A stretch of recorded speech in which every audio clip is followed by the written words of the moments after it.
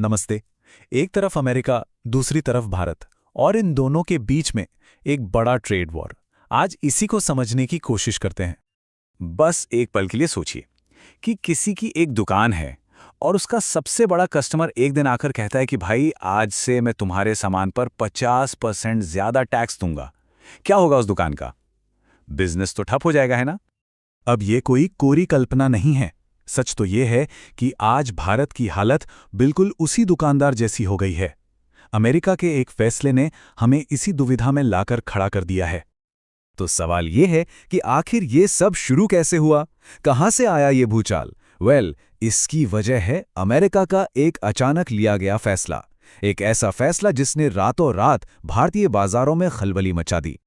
हुआ ये कि अमेरिका ने भारत से आने वाले सामान, खासतौर पर स्टील, ऑटो पार्ट्स, टेक्सटाइल, इन सब पर 50% तक का भारी भरकम टैरिफ लगा दिया। अब टैरिफ मतलब एक तरह का टैक्स। इसका सीधा असर ये हुआ कि भारतीय एक्सपोर्टर्स की लागत आसमान छूने लगी, और जब इतनी बड़ी अनिश्चितता हो तो शेयर बाजार में बैठे इन्वेस्टर्स का कंफ्यूज होना तो बनता ही है। तो अब भारत के सामने एक बड़ा सवाल खड़ा है, क्या किया जाए? पहला रास्ता तो सीधा है, जैसे को तैसा, एक जोरदार पलटवार।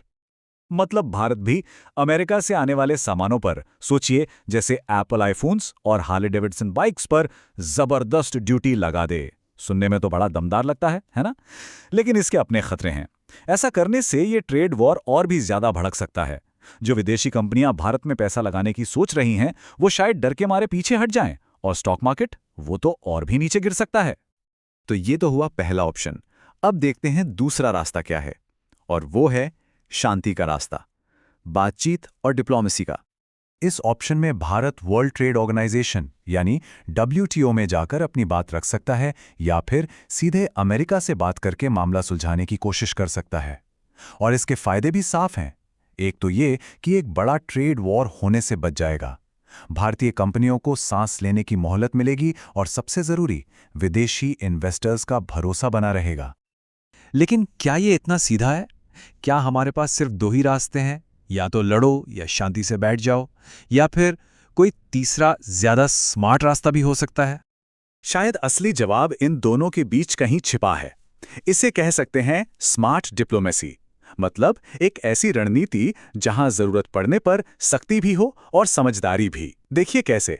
पहला कदम, सभी अमेरिकी सामानों पर नहीं बल्कि कुछ चुनिंदा चीजों पर जवाबी टैरिफ लगाओ। दूसरा कदम, इसके साथ साथ बातचीत के दरवाजे भी खुले रखो ताकि लगे कि हम मसला सुलझाना चाहते हैं।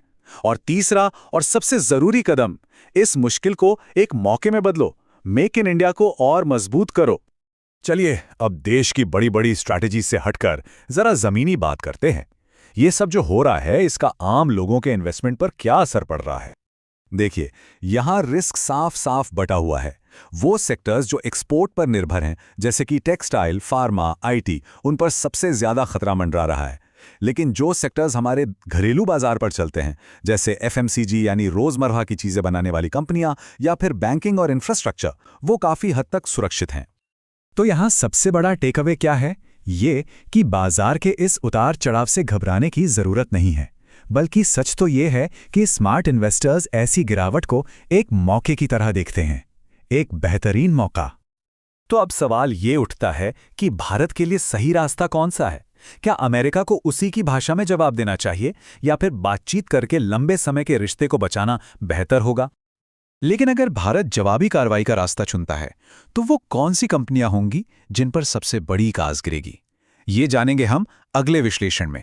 इसे बिल्कुल भी मिस मत कीजिएगा।